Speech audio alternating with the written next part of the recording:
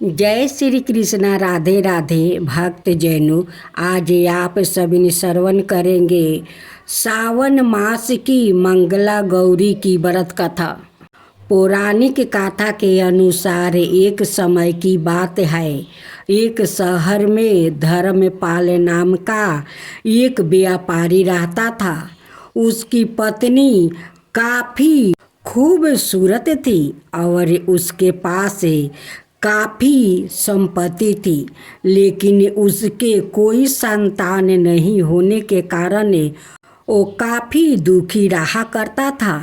ईश्वर की कृपा से उनको एक पुत्र की प्राप्ति हुई, लेकिन वो अल्पा आहु था।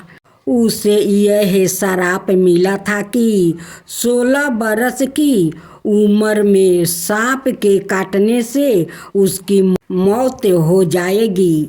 संयोग से उसकी शादी 16 बरस से पहले ही एक युवती से हुई, जिसकी माता मंगला गौरी व्रत किया करती थी। परिणाम स्वरूप उसने अपनी पुत्री के लिए एक ऐसे सुखी जीवन का आशीर्वाद प्राप्त किया था जिसके कारण वो कभी विधवा नहीं हो सकती थी। अतः अपनी माता के इसी व्रत के प्रताप से धर्मपाल की बहू को अखंड सौभाग्य की प्राप्ति हुई। इस वजह से धर्मपाल के पुत्र ने 100 साल की लंबी आयु प्राप्ति की। तभी से ही मंगला गौरी व्रत की शुरुआत मानी गई है। इस कारण से सभी नवविवाहित महिलाएं इस पूजा को करती है और गौरी व्रत का पालन करती है और अपने लिए एक लंबी, सुखी और स्वस्थ वैवाहिक जीवन की कामना करती है।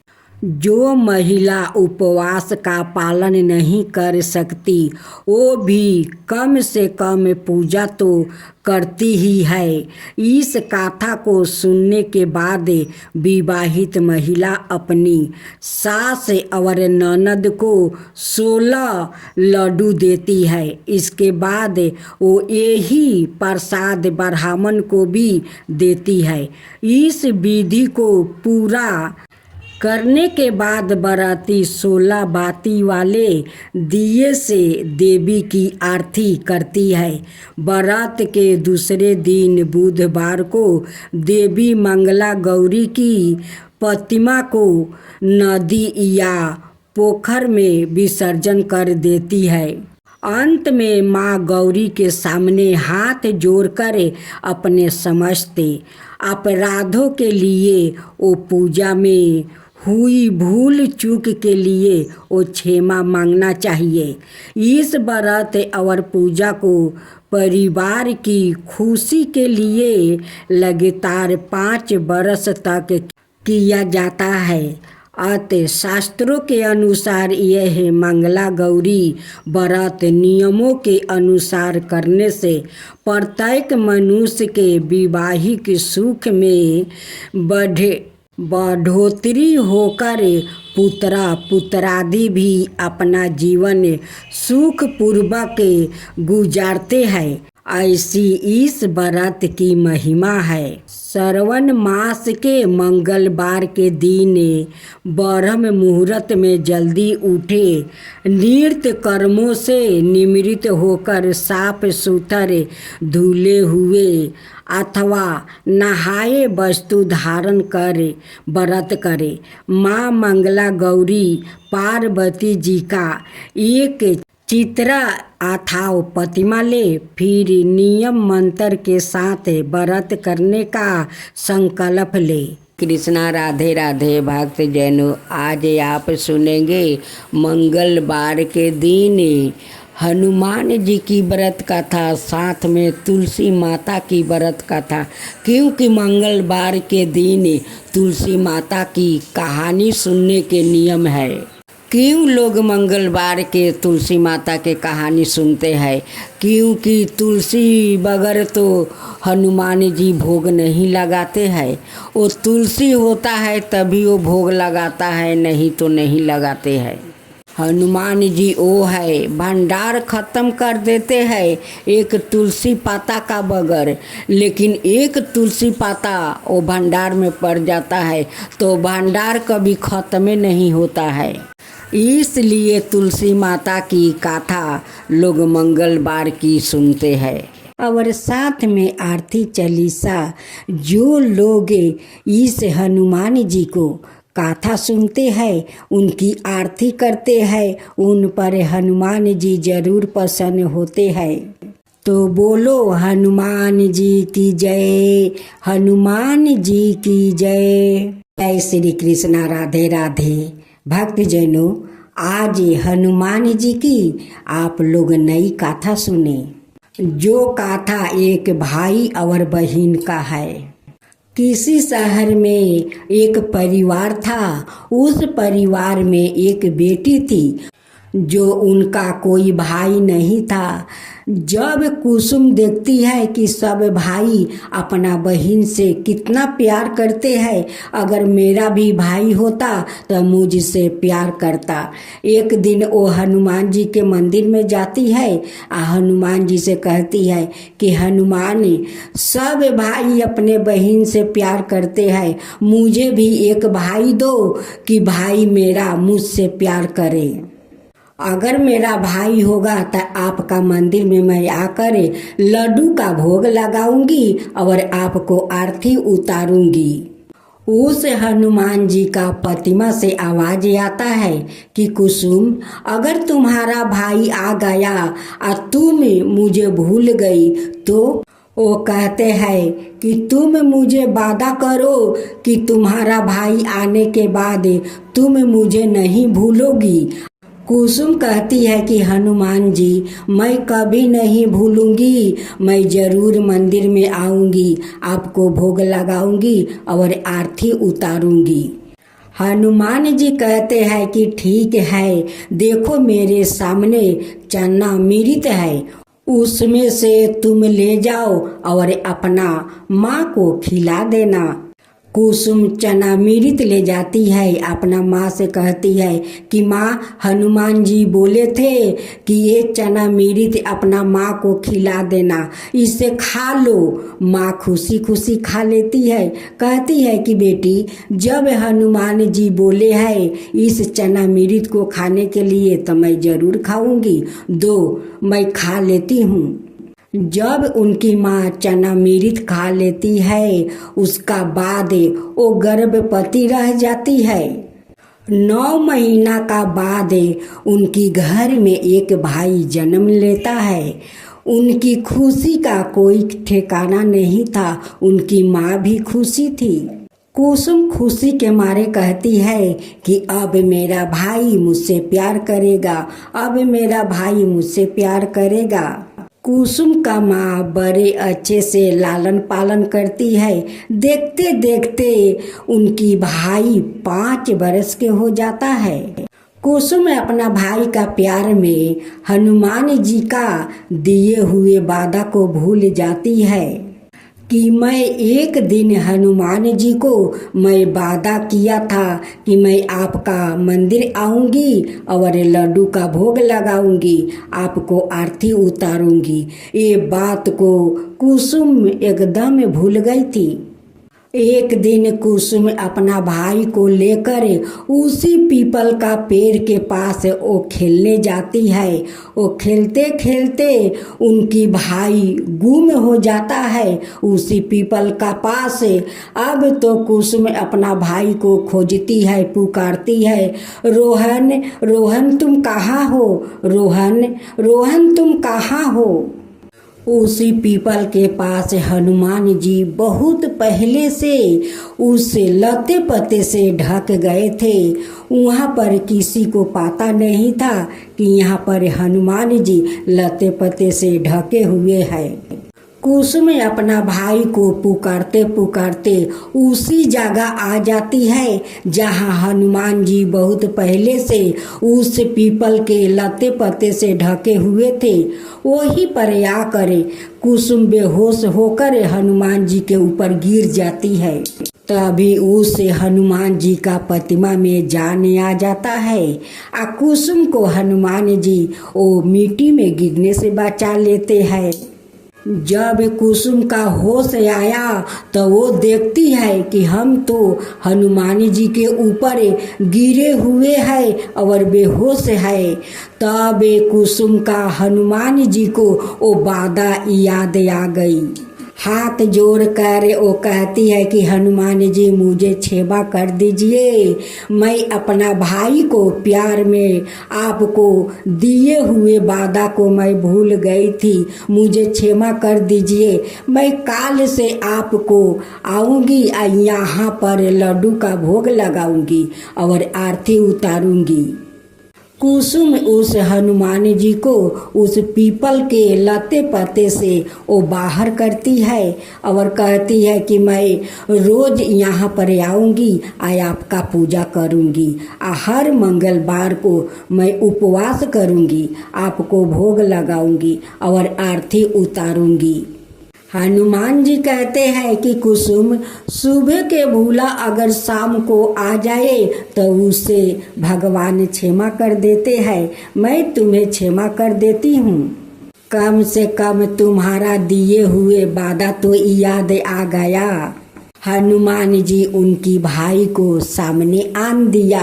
वो कहते हैं कि कुसुम तुम्हारा भाई तो अदृश्य हो गया था, वो मेरा ही किया धारा था, क्योंकि तुम अपना वादा भूल गई थी, इसलिए तुम्हारा भाई को इस पीपल के पीछे मैं छिपा दिया था।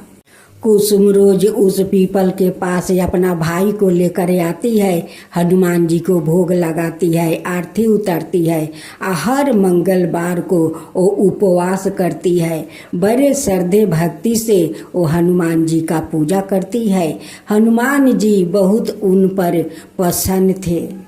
तो ये हनुमान जी, अगर हमारी गाथा में कोई भूल हुआ होगा तो आप मुझे क्षमा कर दीजिए। अगर मेरी गाथा में सही हुआ होगा तो सब पर कृपा करना। जो आपका गाथा कहे, जो सुने, जो हुंकार भरे, वो सबका ऊपर कृपा करना। उनके साथ में मुझे भी कृपा करना। ये हनुमान जी आप सुनेंगे मंगलवार की चालीसा और आरती। आज के दिन आरती और चालीसा सुनने से हनुमान जी आप लोग पर प्रसन्न होंगे, आपका सारा मनोकामना पूरा करेंगे। मंगलवार के दिन हनुमान जी की चालीसा आरती जरूर सुनना चाहिए। उनकी मंगलवार के दिन आरती उतारना चाहिए। इससे हनुमान जी प्रसन्न होते हैं और अपना भक्तों पर अपना आशीर्वाद हमेशा बनाए रखते हैं। राधे राधे भक्त जनों, मंगलवार के दिन इन बातों का खास ध्यान रखें। मंगलवार को गलती से भी उड़द दाल का सेवन नहीं करना चाहिए। इस दिन उड़द खाने से शनि मंगल का संयोग आपकी सेहत के लिए कष्टकारी हो सकता है। उड़द का संबंध शनि से है। इसके अलावा मंगलवार को दूध से बनी चीजें दान भी नहीं करनी चाहिए। इस दिन भूल कर भी नाखून, बाल या दाढ़ी नहीं कटवानी चाहिए। माना जाता है कि इससे हनुमान जी रूठ हो जाते हैं। मंगलवार के दिन बड़े भाई से झगड़ा ना करे। मंगल का संबंध बड़े भाई से माना गया है। भाई से विवाद मंगल को खराब करता है, जिससे दुर्घटना और कष्ट का सामना करना पड़ता है। पारिवारिक जीवन में परेशानी बढ़ती है। इस दिन भूल कर भी मांस मदिरा यानी किसी भी प्रकार की नशीली चीजों का प्रयोग नहीं करना चाहिए। यदि कोई व्याकित ऐसा करता है तो उसे भी नुकसान का सामना करना पड़ सकता है। मंगलवार के दिन श्रृंगार का सामान खरीदना भी शुभ नहीं माना जाता है। मान्यता अनुसार इस दिन श्रृंगार का सामान खरीदने से वैवाहिक जीवन में समस्या आने लगती है। मंगलवार व्रत उद्यापन विधि। जब एक बार में 21 मंगलवार के व्रत पूरे हो जाए तो 22वां मंगलवार को विधि विधान से हनुमान जी का पूजन करके उन्हें चोला चढ़ाए और ब्राह्मण ने भोजन कराकर व्रत का उद्यापन कर दे। यदि आप आगे भी व्रत जारी रखना चाहते हैं तो कुछ समय बाद पुण्य शुरू कर सकते हैं। आज आप सुने दो बहनें और तुलसी की कथा। गणेश भगवान रिद्धि और सिद्धि से दो बहनों को कैसे कथा सुनाते हैं, तो आइए हम लोग कथा सुनते हैं। एक दिन गणेश भगवान अपना दोनों पत्नियां रिद्धि और सिद्धि के साथ ओबरमन कर रहे थे। तभी रिद्धि और सिद्धि को वो दो बहनें पर नजर पड़ते हैं। तब कहती है कि स्वामी थोड़ा ठहर जाइए। तभी रिद्धि सिद्धि कहती है गणेश जी से कि स्वामी वो दो बहनों को देखिए कैसे तुलसी माता को पूजा कर रही है। रिद्धि और सिद्धि गणेश जी से कहती है स्वामी ये दोनों बहनें के बारे में कुछ कहानी सुनाइए। गणेश जी कहते हैं कि ठीक है, तुम लोग को ये दोनों बहनें के बारे में कथा सुनाता हूँ। ये दोनों लड़कियों को तुम लोग देख रही हो, ये दोनों लड़की सेठ जी का बेटी है। बड़ी बहन के नाम है सीता और छोटी बहन के नाम है गीता। सीता बहुत श्रद्धालु और पूजा पाठ में श्रद्धा भक्ति रखती है। सीता सुबह उठकर अपना घर आंगन को सारा काम खत्म कर लेती है।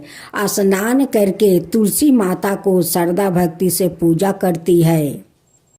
गीता सोकर उठती है, नहीं हाथ पैर धोती है, नहीं अपना कपड़ा बदलती है, वैसे ही जाकर तुलसी में जल ढाल देती है।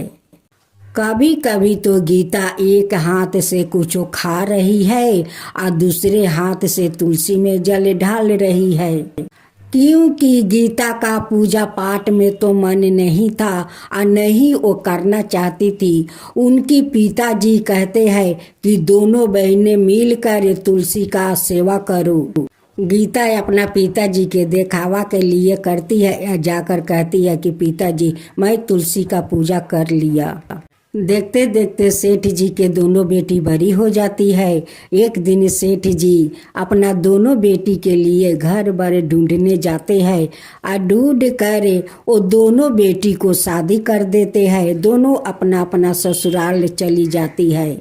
सीता अपना ससुराल में सारे घर को संभाल लेती है, पूजा पाठ करती है, सास ससुर को सेवा करती है, अपना पति को सेवा करती है। लेकिन गीता अपना ससुराल में नहीं सास ससुर के सेवा करती है और नहीं कोई भगवान को ठीक से पूजा करती है। वो करती है तुलसी को तो नहीं स्नान करती है, नहीं कपड़ा बदलती है। वो जैसे रहती है वैसे ही जाकर तुलसी में जल ढाल देती है। एक दिन तुलसी माता गीता का हरकत देख कर गीता का सारा संपत्ति नष्ट कर देती है। क्योंकि गीता ऐसी हरकत कर रही थी, एक हाथ जल देती है तो दूसरे हाथ से वो पाता छीर छीर कर खा लेती है। अपना जूठा हाथ जाकर तुलसी का मंदिर के पास धो लेती है। इसीलिए उनकी सारा धन नष्ट हो जाता है। एक दिन उनकी सास ससुर गीता का हरकत देखकर घर से निकाल देते हैं। कहते हैं कि जब से तू आई है मेरा सारा धन नष्ट हो गया, मेरा धन बिला गया। तू तो कुलच्छनी है, नहीं धर्म से पूजा पाठ करती है और नहीं घर के ठीक से काम करती है। तेरे कारण मेरा सारा धन नष्ट हो गया। तुझे मैं अब एक पल अपना घर में नहीं रखूंगी। तू चला जा, अपना महके चला जा। गीता रोती बिलखती अपना महके आ रही थी। उसी समय उनकी बड़ी बहन सीता और उनकी पति वो भी महके आ रहे थे। सीता अपनी गीता बहन को हालत देखकर बहुत दुखी हो जाती है और पूछती है कि बहन गीता, तुम्हारा क्या हुआ कि तुम्हारा ऐसा हालत हुई है। गीता अपनी बड़ी बहन को कुछ नहीं बताती है। सीता समझ जाती है कि ये तो मैके में थी तो जैसे तैसे माँ तुलसी का मंदिर में जाकर जल देती थी, उसी कारण इनकी ऐसा हालत हुई है। सीता अपनी छोटी बहन गीता को अपना घर ले जाती है, वो महके नहीं जाती है क्योंकि गीता का ये हालत देखकर पिताजी उदास हो जाएंगे। उसलिए सीता अपना घर लेकर चली जाती है।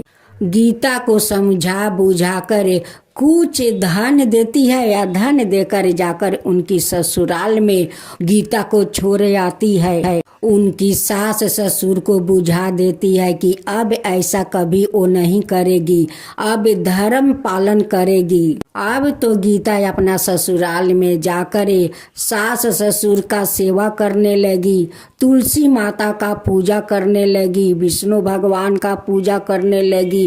अब बहुत धर्म निष्ठा से वो पूजा पाठ करने लगी, अपना सास ससुर को सेवा करने लगी। तुलसी माता गीता का श्रद्धा भक्ति देखकर उन पर प्रसन्न हो जाती है और उनकी सारे संपत्ति धन लौटा देती है। गीता उस समय माँ तुलसी का पूजा कर रही थी। उसी समय माँ तुलसी उन्हें दर्शन देती है। माँ तुलसी गीता से कहती है कि देखो बेटी, कभी भगवान को पूजा करो तो अच्छे से नहा धोआकर स्वच्छ हो जाओ, तब तुलसी माता का पूजा करो। कोई भगवान को पूजा करो तो नहा धोआकर स्वच्छ होकर पूजा करो।